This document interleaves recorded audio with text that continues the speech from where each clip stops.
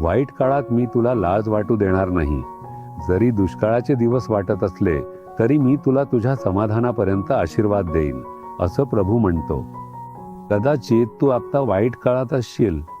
काही वाईट किंवा धोकादायक परिस्थिती तुझ्या कुटुंबाच्या, कामाच्या, व्यवसायाच्या किंवा आरोग्याच्या बाबतीत आली असेल.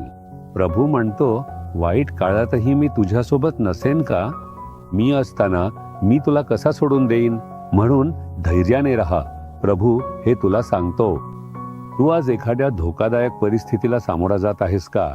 सगळं काही संपेल का? नाही, तो तुला लाज वाटू देणार नाही.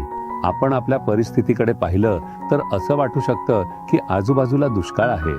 जेव्हा दुष्काळ येतो तेव्हा संपूर्ण देश प्रभावित होतो. सर्व लोक प्रभावित होतात आणि सरकार काय करावं हे न कळून गोंधळून जातं. प्रभू म्हणतो, अशा काळात सुद्धा मी तुला तृप्त करीन.